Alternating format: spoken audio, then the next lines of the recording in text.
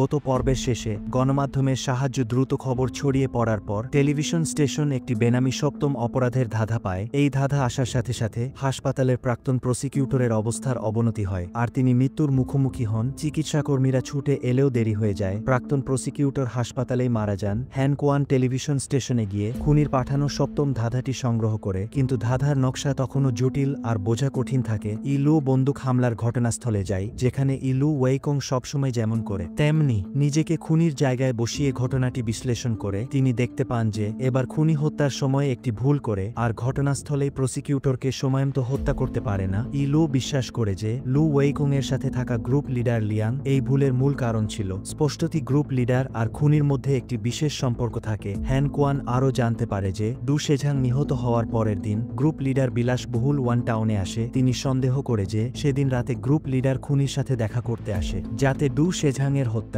ঘটনাস্থলে পাওয়া রুমালটি ফেরত দিতে পারে। প্রাক্তন প্রসিকিউটরের হত্যার তদন্তে প্রমাণিত হয় যে খুনি তার ড্রিপের ওষুধ একটি মারাত্মক বিষ দিয়ে প্রতিস্থাপন করেছিল, যা ইঙ্গিত দেয় যে খুনির কিছুটা চিকিৎসা জ্ঞান থাকে। ইলুও তার সন্দেহ হুয়াং নামের একজন পুরুষ ডাক্তারের উপর কেন্দ্রীভূত করে ডাক্তার অনুপস্থিত থাকাকালীন তিনি তার অফিসে প্রবেশ করে আর সাবধানে পর্যবেক্ষণ করার পর দেখতে পান যে হুয়াংয়ের অফিসের একটি ছবিতে কোনায় দিয়ে স্বাক্ষর করা থাকে। ডাক্তারের বাড়ির প্রবেশ কার্ডটি কলমদানিতে থাকে। ইলু প্রবেশ কার্ডটি নেন আর হুয়াংয়ের বাড়িতে লুকিয়ে প্রবেশ করে আর দেখতে পান যে বাড়িটি চিত্রকর্মে ভরা আর প্রতিটি ছবিতে একই অক্ষর দিয়ে স্বাক্ষর করা থাকে। কাকতালীয়ভাবে খুনির পাঠানো সপ্তম ধাঁধাতেও একই স্বাক্ষর থাকে। ইলু হ্যান কোয়ানের সাথে কথা বলে আর তার তদন্তের ফলাফল জানান, কিন্তু হ্যান কোয়ানের কাছ থেকে আরেকটি অদ্ভুত ঘটনা জানতে পারে। কিছুক্ষণ আগে পুলিশ একজন পুরুষের কাছ থেকে ফোন পায়, যিনি হ্যান কোয়ানকে জিজ্ঞাসা করে যে তিনি কি কারণে মনে করেন যে ধাঁধাটি খুনি পাঠিয়েছিল। ফোন পাওয়ার পর হ্যান কোয়ান একটি পাবলিক ফোন বুথের অবস্থান ট্র্যাক করে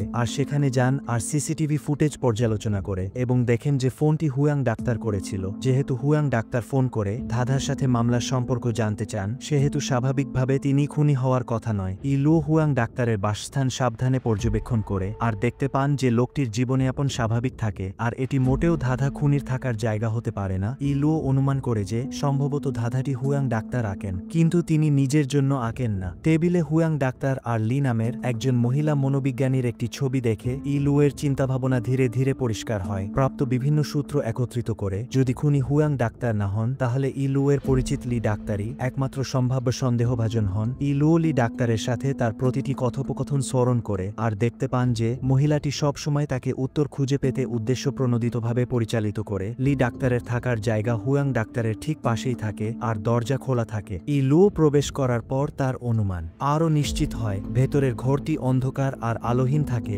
দুই পাশে ভীতিকর পুতুল স্তূপ করা থাকে, চারপাশে অদ্ভুত আয়না থাকে আর বিছানায় একটি মোড়ানো জিনিস রাখা থাকে। ইলু এটি খুলতেই তার প্রত্যাশা অনুযায়ী অষ্টম রহস্যময় ধাঁধাটি বেরিয়ে আসে। পুলিশ হুয়াং ডাক্তারকে গ্রেফতার করার চেষ্টা করে, কিন্তু সেই রাতে মহিলাটি রহস্যজনকভাবে অদৃশ্য হয়ে যান। ডাক্তারের সাথে প্রাক্তন ভূমি মন্ত্রণালয়ের মন্ত্রীও নিখোঁজ হন। পুলিশ সন্দেহ করে যে মন্ত্রীকে হয়তো হুয়াং ডাক্তার অপহরণ করেছে। হ্যান কোয়ান হুয়াং ডাক্তারকে জেরা করে আর জানতে পারেন যে ধাঁধাটি ধারাবাহিক হত্যাকাণ্ডের মূল উপাদান থাকে। হুয়াং ডাক্তার সব তথ্য প্রকাশ করে 10 বছর আগে লি ডাক্তার তাকে একটি ছবি আঁকতে বলে, যে ছবিতে ধাঁধার নকশাগুলো থাকে। তবে নকশাগুলোর অর্থ বা লি ডাক্তারের পরিকল্পনা সম্পর্কে হুয়াং ডাক্তার কিছুই জানে না। হুয়াং ডাক্তার ব্যাখ্যা করেন যে তিনি একটি সংখ্যালঘু সম্প্রদায়ের সদস্য হন আর লি ডাক্তারই একমাত্র ব্যক্তি যিনি তার গোপন কথা জানে। হুয়াং ডাক্তারের স্মৃতিচারণ অনুযায়ী যখন তিনি মেডিকেল কলেজে পড়েন, তখন পুলিশ একবার লি ডাক্তারের সাথে দেখা করতে আসে। এরপর লি ডাক্তার 1 বছর ছুটি নেন। হুয়াং ডাক্তারের মনে পড়ে যে একজন মহিলা পুলিশ অফিসার লি ডাক্তারের জুনিয়র হাই স্কুলের সহপাঠী ছিলেন আর সম্ভবত তিনি কিছু অভ্যন্তরীণ তথ্য জানেন। ইলু সেই পুলিশ অফিসারের সাথে দেখা করে তিনি তাকে একটি পুরনো ঘটনা জানান। হাই স্কুলে পড়ার সময় লি ডাক্তার সহপাঠীদের সাথে বাইরে যেতে অস্বীকার করে, কারণ তিনি বিনোদন পার্ক দেখতে চান না। এর কারণ থাকে যে 7 বছর বয়সে তিনি একটি বিনোদন পার্কে হারিয়ে যান আর তারপর থেকে একটি অনাথ আশ্রমে থাকে। কাকতালীয়ভাবে গ্রুপ লিডার লিয়াংও অনাথ আশ্রমে বেড়ে ওঠে। ইলু আর হ্যান কোয়ান সন্দেহ করে যে সম্ভবত 20 বছর আগে মেডিকেল কলেজে লি ডাক্তারের সাথে দেখা করা পুলিশ অফিসারটি ছিলেন গ্রুপ লিডার লিয়াং। সম্ভবত তাদের দেখা হওয়ার পর থেকেই লি ডাক্তার হত্যার পরিকল্পনা শুরু করে। লি ডাক্তারকে তদন্ত করার জন্য ইলু নিখোঁজ শিশু কেন্দ্রে যোগাযোগ করে আর জানতে পারেন যে 20 বছর আগে লি জুজে নামের 7 বছর বয়সী একটি মেয়ে একটি বিনোদন পার্কে হারিয়ে যায়। মেয়েটির নিখোঁজ হওয়ার সময় আর বয়স ইত্যাদি তথ্য একত্রিত করে ইলু নিশ্চিত হন যে লি জুজেই লি ডাক্তারের আসল নাম থাকে। নিখোঁজ নিখোঁজ বিজ্ঞপ্তিতে পরিবারের ঠিকানা থাকে, যেখানে দেখা যায় লি জুজে একটি পুরনো বাজারে থাকে আর তার পরিবার একটি ক্যান্টিন চালান। হ্যান কুয়ান অনাথ আশ্রম থেকেও সূত্র পান আর জানতে পারে যে পুলিশে যোগদানের আগে গ্রুপ লিডার একটি পুরনো বাজারের ক্যান্টিনে কাজ করে আর ক্যান্টিনের মালিকানার সাথে পরিবারের মতো ঘনিষ্ঠ হন। এই বছরগুলোতে গ্রুপ লিডার আপ্রাণ চেষ্টা করে ক্যান্টিনের মালিকানার একমাত্র মেয়েকে খুঁজে বের করার জন্য। বাজার আর ক্যান্টিনের নাম দুটি শব্দ থাকে, যা গ্রুপ লিডার গুলিবিদ্ধ হওয়ার সময় বলে, কিন্তু গ্রুপ লিডারের বন্ধু জানান যে ২০ বছর আগে এই ক্যান্টিনটি ভেঙে ফেলা হয় আর এর ধ্বংসাবশেষের উপর বর্তমান বিলাসবহুল ওয়ান টাউন নির্মিত হয়। ওয়ান টাউনের অতীত তদন্তের ভিত্তিতে ইলুও এবং হ্যান কোয়ান পুরো সত্যটি পরিষ্কারভাবে বুঝতে পারে। ২০ বছর আগে একদল ক্ষমতাশালী লোক পুরনো বাজারটি ভেঙে দিতে চায়। ২০ বছর পর ধারাবাহিক হত্যাকাণ্ডের প্রতিটি ব্যক্তি সেই ধ্বংসযজ্ঞের সাথে ঘনিষ্ঠভাবে জড়িত থাকে। সেই সময় লি জুজের মা হচ্ছেন অল্প কয়েকজনের একজন যারা স্থানান্তরিত হতে রাজি নন। নিহত লি মিসো পুরনো বাজারে পোশাক বিক্রি করে, কিন্তু তিনি ক্ষমতাশালীদের কাছ থেকে সুবিধা পেয়ে লিমাকে স্থানান্তরিত হওয়ার জন্য বারবার উৎসাহিত করে। লিমা রাজি হন না, কারণ তিনি ক্যান্টিনে থাকতে চান আর তার নিখোঁজ মেয়ের ফিরে আসার জন্য অপেক্ষা করে। সেই সময় গ্রুপ লিডার লিমাকে পরিবারের মতো দেখে আর একা চলে যেতে চান না, তাই তিনি ক্যান্টিনে তার যত্ন নেওয়ার জন্য থেকে যান। বাইরের ঠিকাদারি প্রকল্পের দায়িত্বে থাকেন লিমিসের তৎকালীন বয়ফ্রেন্ড জিয়াং এবং এই প্রকল্পের নেতৃত্বে থাকেন তৎকালীন নির্মাণ ব্যবসায়ী ডু সেঝাং আর যখন ইটের ঘরগুলো স্থানান্তরিত হতে রাজি না হয়, তখন ডু সেঝাং জিয়াংকে বারবার তাগিদ দেন যে তাকে যে কোনো মূল্যে ধ্বংসযজ্ঞ সম্পন্ন করতে হবে তার নিজের প্রকল্পের স্বার্থে। কিছুক্ষণ পরে এক রাতে জিয়াং ধ্বংসযজ্ঞ দল নিয়ে পুরনো বাজারে প্রবেশ করেন এবং বুলডোজার নিয়ে আসেন আর জোর করে বাজারটি ভেঙে দিতে আর বাসিন্দাদের জোরপূর্বক সরিয়ে দিতে চান। সেই রাতে ধ্বংসযজ্ঞ দলটি পেট্রোল বোমা নিক্ষেপ করে আর যারা সরে যেতে অস্বীকার করে তাদের উপর সহিংসতা চালায়। ঘটনাস্থলে আগুন জ্বলতে দেখে গ্রুপ লিডার ভীত হয়ে যান আর মালিককে ছেড়ে খালি হাতে পালিয়ে যান। বিশৃঙ্খলার মধ্যে জিয়াং আর মালিকের মধ্যে ঝগড়া হয়। অবশেষে আগুনের মধ্যে আহত মালিককে ফেলে চলে যান। একটি বড় আগুন সবকিছু পুড়িয়ে দেয়। পরবর্তীতে সংশ্লিষ্ট স্বার্থান্বেষী মহলও তাদের নিজ নিজ উপায়ে সত্যটি গোপন করে তৎকালীন নির্মাণ ব্যবসায়ী ডু সেঝাং আর সংশ্লিষ্ট স্বার্থান্বেষী মহলকে সুবিধা দেন। সুবিধা পাওয়ার পর প্রসিকিউটর বাজারের অগ্নিকাণ্ডের সত্যটি মুছে ফেলেন। সাংবাদিকরা মিথ্যা খবর লেখেন আর মালিককে কলঙ্কিত করেন। ভূমি অফিসের কর্মকর্তারা এর ফলে পদোন্নতি পান।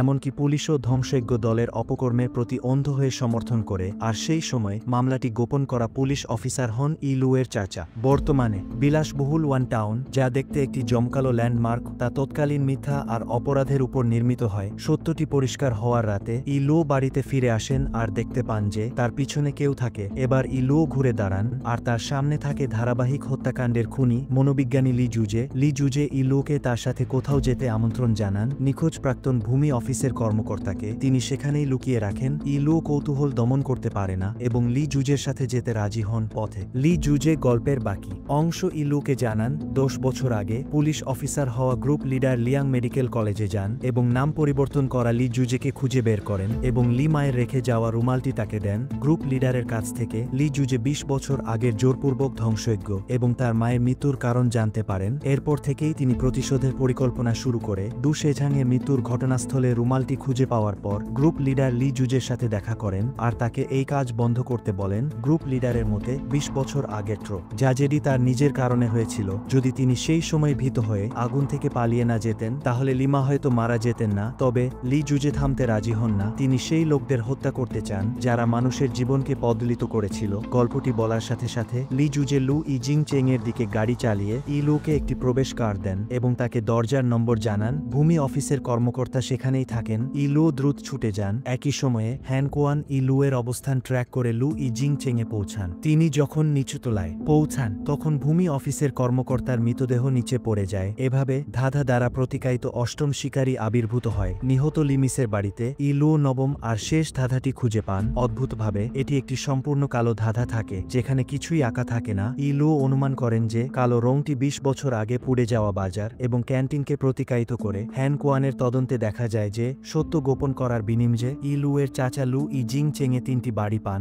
ইলু এর মৃত বাবা মাও ধ্বংসযজ্ঞ থেকে সুবিধা পান। ইলু কিছুটা হতাশ হন যে এই স্বার্থের শৃঙ্খলটি ব্যাপক আর এর সাথে জড়িত ট্র্যাজেডিগুলো যেন কখনো শেষ হয় না। ইলু যখন লু ইজিং চেং এর দিকে যান তখন লি জুজে কোথায় থাকেন তা জানা যায় না। পুলিশ বিভাগের জুনিয়র অফিসার সিসিটিভি ফুটেজ পর্যালোচনা করে দেখতে পান যে লি জুজে কিছুক্ষণ আগে শ্মশানে যান যেখানে গ্রুপ লিডার লিয়াং এর মৃতদেহ রাখা হয়। নবম ধাঁধা দ্বারা প্রতিকায়িত শিকারীর পরিচয় জানার জন্য হ্যান কোয়ান শ্মশানে যান, তবে তিনি তিনি পৌঁছানোর আগেই লি জুজে চলে যান। সিসিটিভি ফুটেজে দেখা যায় যে মহিলাটি কিছুই করেন না, শুধু শ্মশানের দরজার সামনে দাঁড়িয়ে থাকেন আর বৃষ্টিতে ভিজে যান।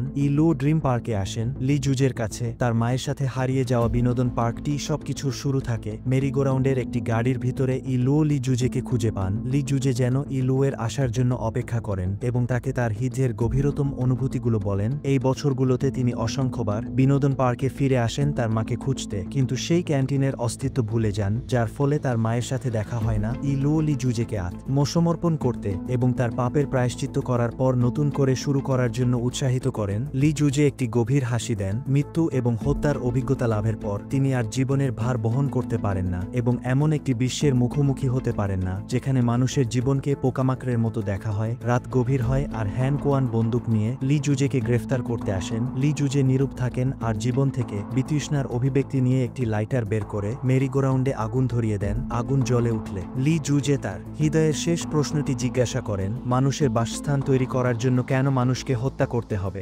লু এর উত্তর দিতে পারে না। লি জুজে তার মুখ পরিবর্তন করে না। আসলে নবম কালো ধাঁধাটি লি জুজেকে নিজেই প্রতিকায়িত করে। তিনি ধ্বংসযজ্ঞের শিকার পরিবারের সদস্য হন, রক্তে ভেজা খুনি হন এবং মানবতার প্রতি বিশ্বাস হারানো পরবর্তী মৃত ব্যক্তি হন। চোখের সামনে দুঃখজনক আগুন দেখে লু এর সংবেদনশীল মন স্পর্শিত হয়। তিনি নিশ্চিত হন না যে এই ট্র্যাজেডি এখানেই শেষ হবে নাকি মন্দের বীজ ইতিমধ্যেই মানব জগতে অঙ্কুরিত হয়েছে। ঘটনার পর লু পুলিশি জিজ্ঞাসাবাদের মুখোমুখি হন আর জানতে চান যে তিনি এবং খুনি কি কথা বলেন। এবার লু মিথ্যা বলেন, দাবি করেন যে তিনি সবকিছু ভুলে গেছেন। হ্যান কোয়ান লু এর চিন্তাভাবনা বুঝতে পারেন এবং ঊর্ধ্বতনদের কাছে একই মিথ্যা বলেন। ঘটনাটি শান্ত হওয়ার পর হ্যান কোয়ান গ্রুপ লিডার লিয়াং এর শেষকৃত্যে অংশ নেন। তিনি অবশেষে বুঝতে পারেন যে গ্রুপ লিডার শুধু মালিকের মেয়েকেই রক্ষা করতে চাননি, বরং অন্ধকার জগতের মধ্যে দুর্বল জোনাকিদের আলোকেও রক্ষা করতে চেয়েছিলেন।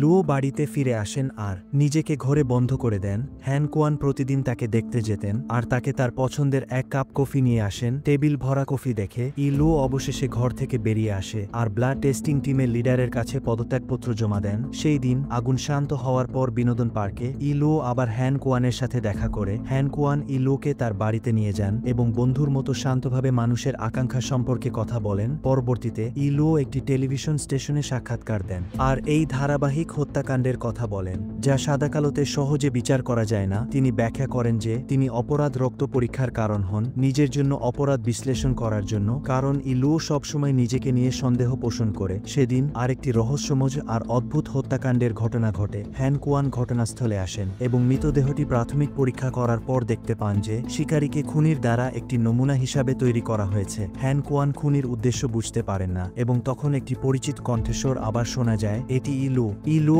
আবার হত্যাকাণ্ডের ঘটনাস্থলে আসেন আর একটি সঠিক অপরাধ রক্ত পরীক্ষা করেন। এই সিদ্ধান্তে উপনীত হন যে খুনি আশেপাশে কোথাও থাকে।